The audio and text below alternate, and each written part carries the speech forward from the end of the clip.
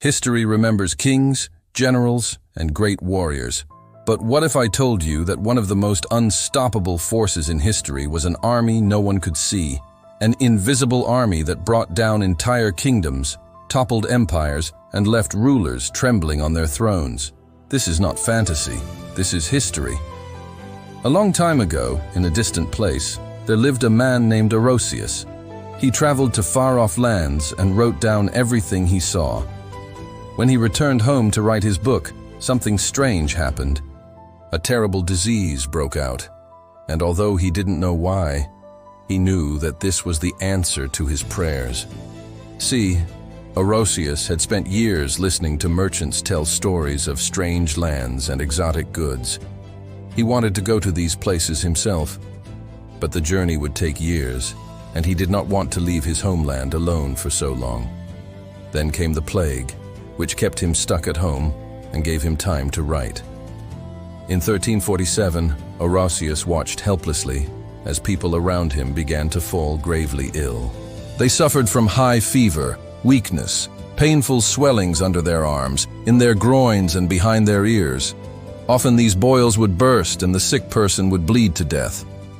Orosius wasn't a doctor, but he knew these symptoms well. Years earlier, he had contracted the same illness. Back then, he was young and strong and survived. Now, as he neared 50, he knew that it might be his time to die. As he wrote his book, he heard people wailing in the streets below his window.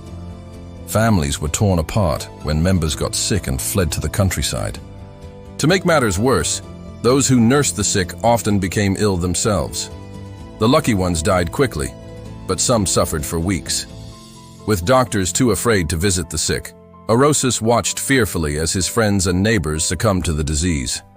He himself grew ill and stayed in bed for 11 days, too afraid to move in case he spread the disease. Yet somehow he survived. After the fever broke and the pains vanished, Orosius found himself filled with renewed energy. He returned to his work, eager to finish his book before his health failed again. But something was different now. He realized that the plague had changed his life. He had stared death in the face and survived. His book would reflect this new understanding of the world. And so, after the invisible army of disease had ravaged his city and killed thousands, Orosius finished his book, The History Against the Christians. When Orosius wrote about the plague, he didn't know what had caused it. Today we know that it was bubonic plague, carried by rats and fleas. While Europe was hit especially hard, the plague actually originated in Central Asia. From there, it spread eastward to India and China. There are records of hundreds of thousands dying every year. The plague then started to move west. In 1346, it arrived in Crimea.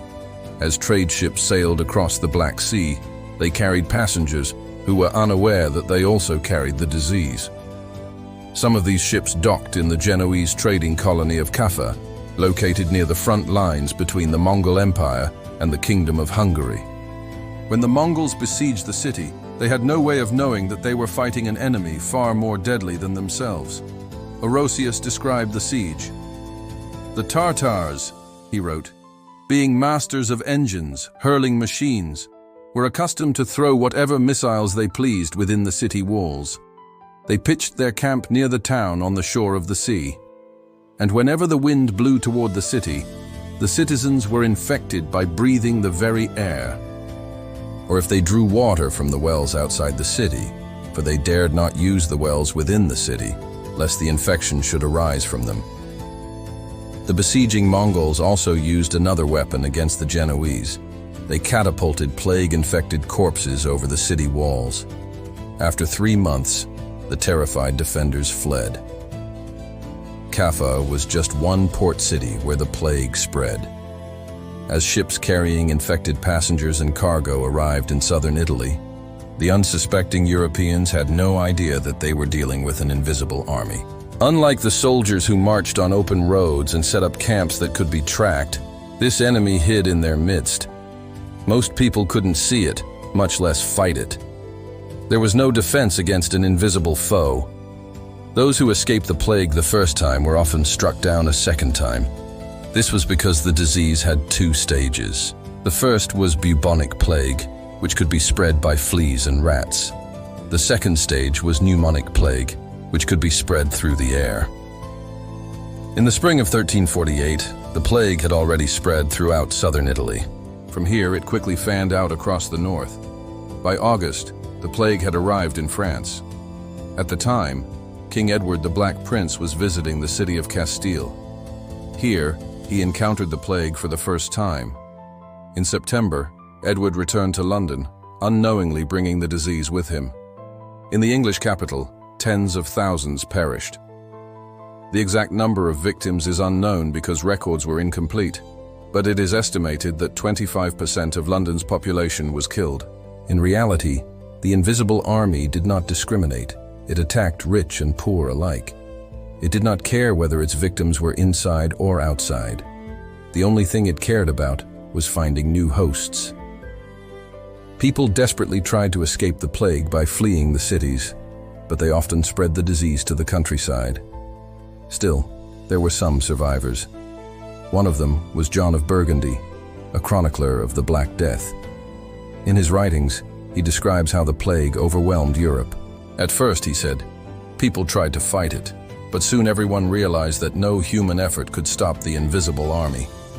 As the plague raged, desperate people turned to religion. They gathered in churches, begging God to stop the deaths. After the services, they processed through the streets, carrying banners and chanting. For some, the plague brought new hope. Flagellants were bands of men who paraded through towns and cities, whipping themselves as they cried out for forgiveness.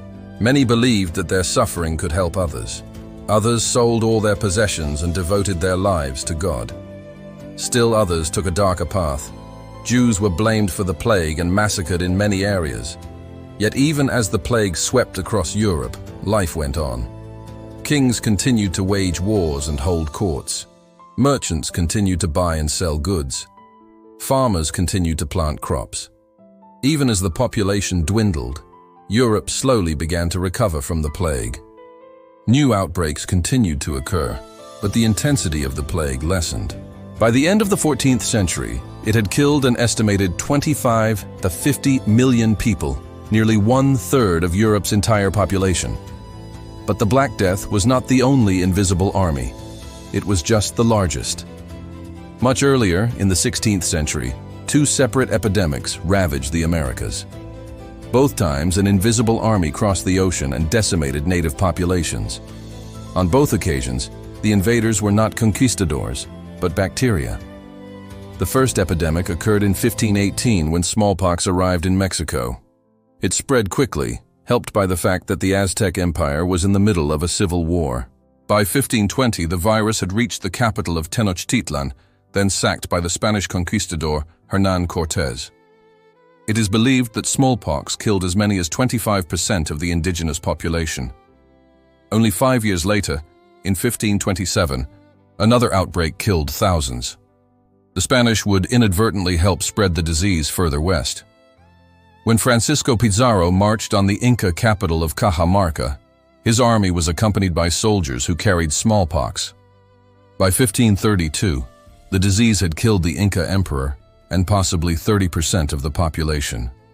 Other plagues would ravage medieval Europe. In 541 AD, the Plague of Justinian hit the Byzantine Empire, weakening it so severely that it never truly recovered.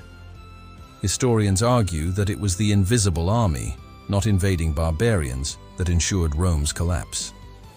The plague also contributed to the fall of the Carolingian Empire, which was ruled by descendants of Charlemagne. It also impacted the Golden Age of Islam.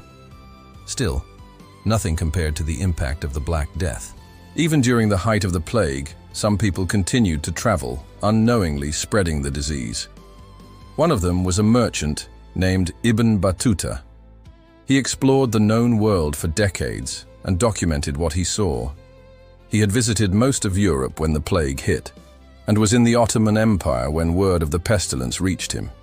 Curious, he decided to find out what was happening. He traveled to the Italian city of Ceuta, where he learned the grim truth. Many people were dying and no one could stop the Invisible Army. Like Orosius, he recorded what he saw. adding to our understanding of the past. While history remembers the great conquerors, remember this: the deadliest army of all was never seen.